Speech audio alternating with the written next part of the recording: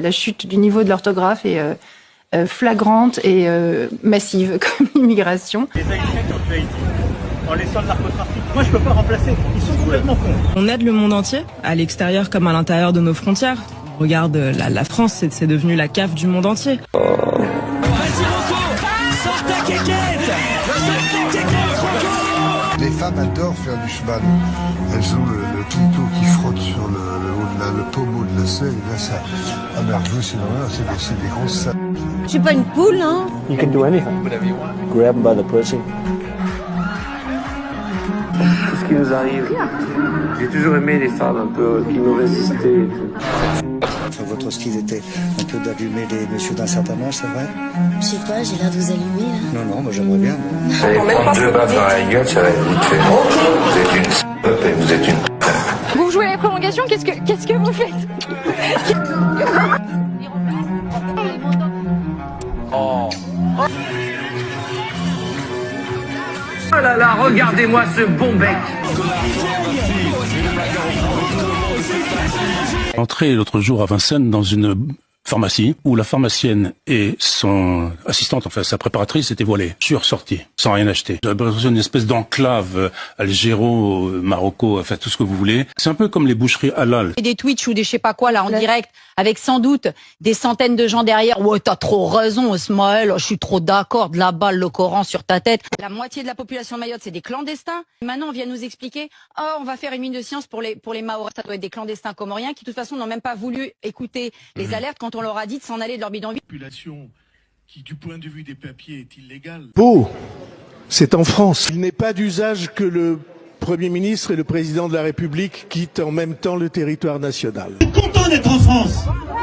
Parce que si c'était pas la France, pour vous dire, vous seriez 10 000 fois plus dans la mer. Il n'y a pas un endroit de l'océan Indien où on aide autant les gens. On a quasiment criminalisé les jeunes femmes qui avaient 13, 14, 15 ans, en expliquant que c'était elles qui étaient responsables du qu'elles avaient subi. Sauf que, pardon, c'était autre chose. Elles étaient consentantes déjà pour commencer, ça n'a rien à voir. Elles étaient consentantes à 13 ans, s'il vous plaît. Je veux dire, c'est que là, en l'occurrence, c'est un Gisèle Pellico. Oui. À l'époque, c'était des parties fines, en fait. 5 km à pied en plein cagnard, 5 km retour, c'est 10 km en plein cagnard sans eau, sans nourriture. C'est impossible, c'est infaisable. C'est une honte. Voilà. Il est en train de te parler. Les rumeurs de milliers de morts ne sont pas fondées.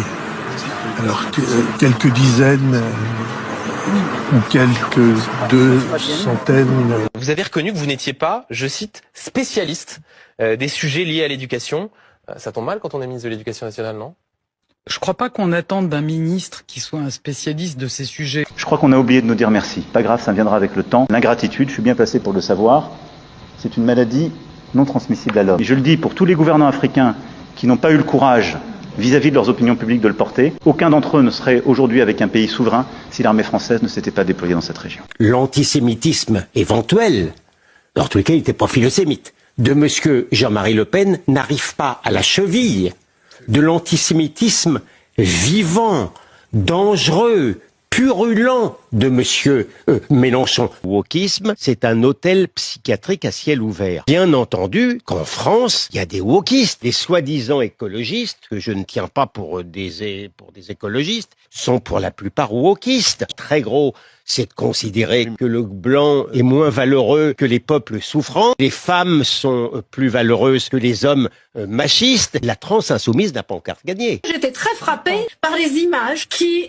accompagnaient l'annonce de l'éventualité du cessez-le-feu hier. C'était des gens qui avaient l'air tout à fait en forme. C'est tellement offensant. Non, mais je ne sais pas ce que c'est qu'une offense. Parler de scènes de liesse et de joie et qu'ils avaient l'air d'être vaillants. C'est à peu près ce que vous avez dit. Oui, bien sûr. Regardez les images, ils n'avaient pas l'air génocidés. La rencontre des cultures est positive. Mais dès l'instant que vous avez le sentiment d'une submersion, ne plus reconnaître votre pays, cet instant-là, vous avez rejet. On y est en France, selon vous ? Est-ce qu'on y est en France, oui ou non ? On approche. En tout cas, c'est dans cette zone qu'on se trouve. Cette notion aussi d'arme blanche, elle vient traduire aussi une culture de certaines personnes pour lesquelles l'arme blanche, le couteau, n'est pas, je veux dire, c'est banal. Multiplication des attaques au couteau, notamment dans la capitale, mais pas seulement. Pour vous, ça relève donc d'un aspect ou d'un caractère culturel. Pour moi, ça relève d'un aspect, vous d'un caractère culturel. Et généralement, on retrouve les mêmes typologies d'auteurs. Bien souvent, des personnes qui ont une relation, enfin qui ne sont pas, je vais dire entre guillemets, français de souche, mais qui vont avoir des origines qui sont plus liées avec une certaine forme de...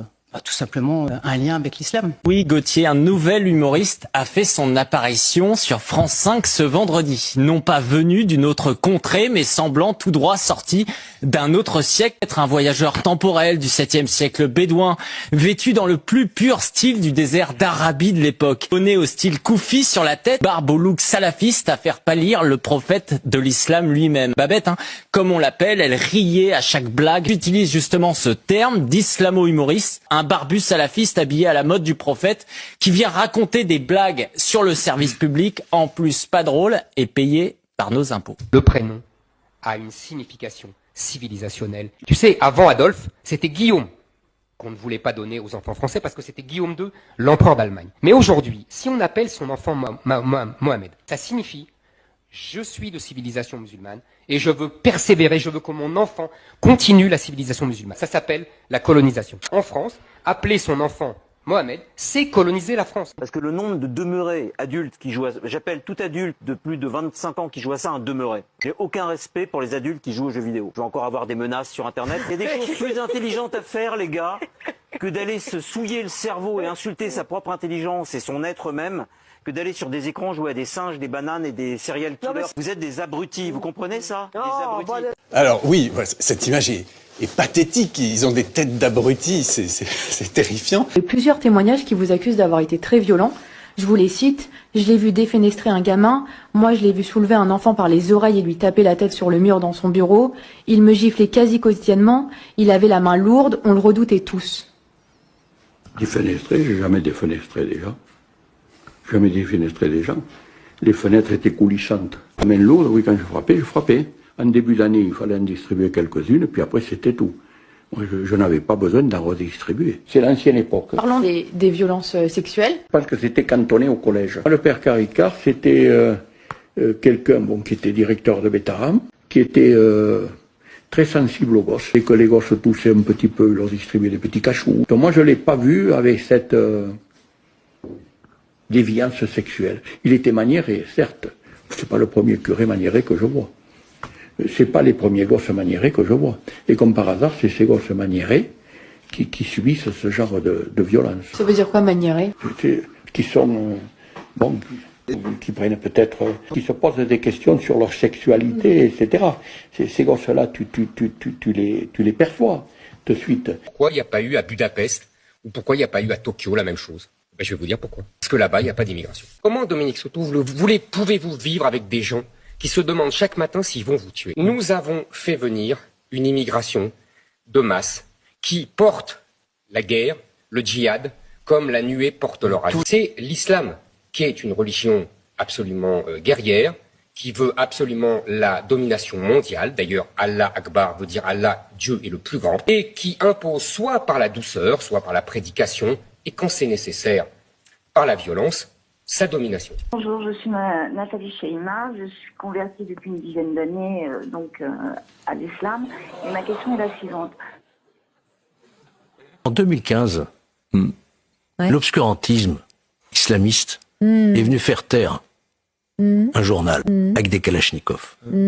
Aujourd'hui, on est venu faire taire et fermer une chaîne par une décision juridique. On va pas comparer. Non, mais on va pas comparer. Non, moi je retiens pas votre comparaison. Eh bien, moi je le dis. Il y a des gens qui sont morts. Il y a une mort physique. Oui, mais... Et il y a une mort cathodique. Monsieur Retailleau est ministre de l'Intérieur. Donc j'attends qu'il y ait plus d'OQTF renvoyés, moins d'égorgements. Oui, moins d'égorgements. D'égorgements. Vous savez, il y a tous les jours des gens qui se font égorger par des OQTF ou des étrangers maghrébins. Moi, j'ai les mêmes droits que les hommes dans ce pays. Je me considère lésée en aucun point. J'aimerais juste qu'on arrête le ouin-ouin de bonne femme. Tous les ans, à la journée de la femme, les médias nous ressortent l'histoire. C'est pas la journée de la femme. Non, Emmanuel. C'est la journée internationale du droit des femmes. Mais je m'en fous. Je m'en fous de la journée de la femme. Ça devrait être la journée de la femme. Donc tous les ans, à cette fameuse date là qu'on ne citera pas, on nous ressort l'écart, le soi-disant écart salarial entre les femmes et les... Il n'est pas soi-disant, c'est des chiffres, c'est pas une opinion. Donc bref, on n'est pas du tout moins payé que les hommes, n'importe quoi. Ensuite, Pour ce qui est des tâches ménagères, je sais pas, mais gérez votre foyer comme vous voulez, non? Pas de mettre des caméras pour savoir qui sort les poubelles et qui fait la vaisselle. Évidemment que la charge mentale des femmes, elle existe et que à la maison, souvent, on est plus dans l'organisationnel, on s'occupe plus des enfants. Pardon, il y a quelque chose qui s'appelle l'instinct maternel, voilà. Les œufs, on les utilise encore plus en période de fête. Tout à fait. Et là, typiquement, en ce moment, on est en période de Ramadan. Et alors, ça peut représenter une explication parmi d'autres. Oui, tout à fait. Dans certains supermarchés, on trouve moins facilement des œufs que d'habitude. Tout à fait. Au moment du Ramadan, les gens consomment énormément d'œufs. Ils cuisinent, ils font leurs gâteaux. On n'est pas chez ta mère ici, hein. Je te le dis, on n'est pas chez ta mère ici. Ni chez ton père. Je te le dis une fois, je te le dis pas deux fois. Tu viens quand tu veux ici et tu viens me casser les couilles à l'antenne. Non mais t'es un taré toi, parce qu'on a fait 2 vannes sur toi. Non, pas de vannes. Ouais, 10 vannes, même 10 vannes, même 20 vannes. Je fais 50 vannes. Si mais alors quel est le problème? Tu fais pas 50 vannes toi sur toi? Tu fais toujours les mêmes vannes sur toi? Tout le temps, ça fait mal. Allez, arrête un peu, tu nous casses les couilles là. Allez, arrête de dire qu'on peut rien dire. Arrête, je te le dis. Je t'ai dit une fois, je te l'ai dit 2 fois. Je dirais pas 3 fois. J'étais prof à Roubaix. Donc Roubaix, ville la plus pauvre de France, 25 nationalités dans mon collège, etc. J'ai tout de suite compris ce que c'était. J'avais l'âge de mes élèves, 21 ans, j'étais tout jeune. J'avais des élèves qui étaient en djellaba. Ils disaient, monsieur, vous nous avez colonisés. Eh bien, maintenant, c'est à notre tour, nous venons vous coloniser. Déjà, j'avais le conflit entre petits juifs et petits arabes. Et moi, prof tout jeune, j'étais un peu démuni face à ça. Et c'était il y a 20 ans. On a laissé faire. Avons-nous cessé d'être intelligents ou simplement attentifs? Nous n'avons été ni intelligents, ni attentifs. Les musulmans vont commencer à partir de samedi à célébrer le Ramadan, qui est la grande fête du calendrier musulman. Mais ce qui est terrible, c'est que plus on va vers le Ramadan, plus on craint et plus il va y avoir, hélas, des attentats. C'est-à-dire qu'ils célèbrent la mort. Et je n'arrive pas à comprendre ce que c'est que cette religion qui a le culte de la mort. C'est unique, c'est paradoxal et c'est invraisemblable. Et c'est ça qui me chagrine au plus profond. Il y a parfois une vengeance, une rancœur. Il y a beaucoup de femmes. En fait, il y a beaucoup de femmes, ce que vous dites, qui n'ont pas eu la chance d'être regardées par les hommes et qui, de ce fait, nourrissent parfois contre eux un sentiment de revanche. Il faut se préparer très jeune, dès le départ, presque depuis la maternelle, à réfléchir à la façon dont on se projette dans une formation et dans un métier demain. Vous avez été interpellé par la présence de Yacine Bellatar dans cette... J'aime le couscous. Pardonnez-moi, en France, on peut tenir le type de discours que je vais tenir là, et heureusement. Lorsque vous vous rendez, en ce moment il fait beau, dans les différents parcs le week-end. J'étais le week-end dernier, dans le parc, désolé, je me croyais en République islamique de Mauritanie. Il y avait absolument énormément de gens qui portaient le voile. Je suis désolé de vous dire que ça me dérange. Et j'ai le droit de le dire même si on n'est pas d'accord. Le Malien serait encore en vie s'il avait été expulsé. Les 2 personnes en cause n'auraient pas dû être en France. La victime malienne était un clandestin sous OQTF qui, si le ministère de l'Intérieur faisait bien son travail, aurait dû être envoyé depuis longtemps. Et ce Bosnien, puisqu'on appelle cela comme ça, aurait dû être expulsé il y a longtemps si les juges ne trouvaient pas toutes les excuses du monde pour ne pas expulser. Sujet qui est très politiquement incorrect, c'est-à-dire quelque part, pardonnez-moi, mais recoloniser d'une certaine façon ces pays-là, ne serait-ce qu'économiquement parlant. Vous vous rendez compte toutes les volontés qu'ils font? Véronique, on va d'abord enlever le mot recoloniser. Il n'est peut-être pas à bon escient. Non seulement qui est tellement connoté, c'est bien, oui, qui est tellement connoté. Vous me permettrez de le retirer pour vous. En 2024, elle était en décolleté, et puis aujourd'hui au Festival de Cannes, et que maintenant elle est habillée un peu à la mode des frères musulmans. Hier soir, finalement, ce sont les photos qu'elle publie. Elle est au Festival de Cannes, mais hier soir, elle a quand même publié une autre photo, où elle joue un peu. De temps en temps, le petit côté sexy, de l'autre, le petit côté djellaba. S'il s'agissait d'un génocide, ce serait le premier génocide de l'histoire où la population augmente. En France, on a clairement un lien entre les populations immigrées et le foot, tel point d'ailleurs que le président de la République lui-même l'a dit en disant champion frère. Frère, c'est pas un terme républicain. Frère, c'est un terme de l'oumma musulmane. Aujourd'hui, tout le monde, n'importe qui est français. Selon la grille gaucho-progressiste qui gouverne la France depuis une 50aine d'années, n'importe qui, venant de n'importe où, se comportant n'importe comment, il est français. On est sommé de considérer que Mouloud Ben Couscous, qui vient d'arriver avant-hier en France... Mais honnêtement, on va pas... Déjà que...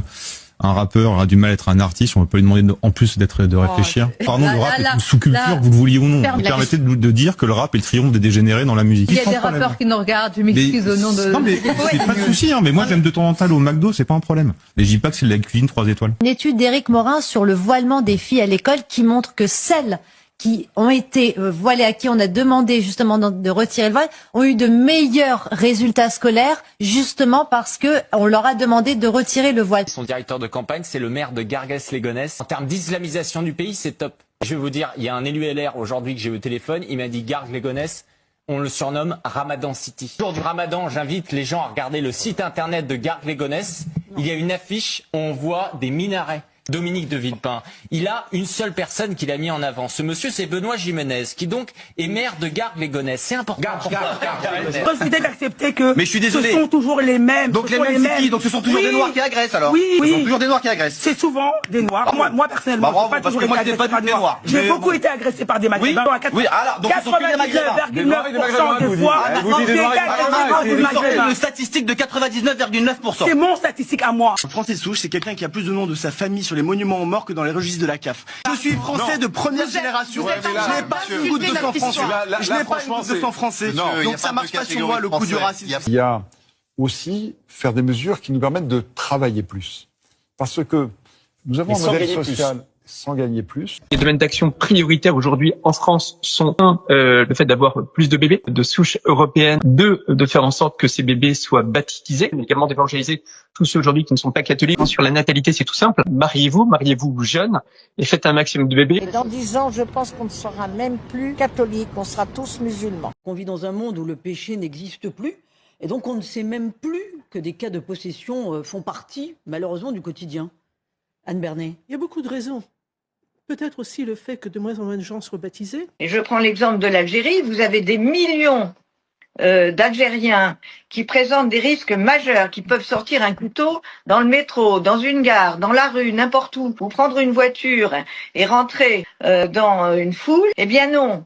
C'est excessif de les garder 6 ou 7 mois, le temps qu'ils fichent le camp, puisqu'ils n'ont rien à faire chez nous et qu'en plus, ils nous menacent. Moi, je prends l'avion de temps en temps, je passe les contrôles de sécurité comme tout le monde, je vois les bagagistes, et il y a un grand nombre de ces gens qui travaillent dans les aéroports, que ce soit à Roissy-Charles de Gaulle ou à Orly, ils sont très marqués, j'allais dire physiquement, par la religion musulmane. C'est-à-dire qu'il y a beaucoup de gens qui ont la petite barbe qui va bien. Et on voit bien que ces gens-là ne sont pas neutres, en fait. Et je ne sais pas dans quelle mesure il faudrait pas enquêter. Ce sont des gens qui sont très protégés, très syndiqués, qui constituent carrément des lobbies à l'intérieur des aéroports. Et dans quelle mesure ces gens-là ne se sont pas radicalisés aussi? Je pose la question parce que quand on prend l'avion, regardez autour de vous. Moi, je suis fouillée par des gens. Honnêtement, je ne suis pas sûre qu'ils fouillent tout le monde de la même façon. Voilà.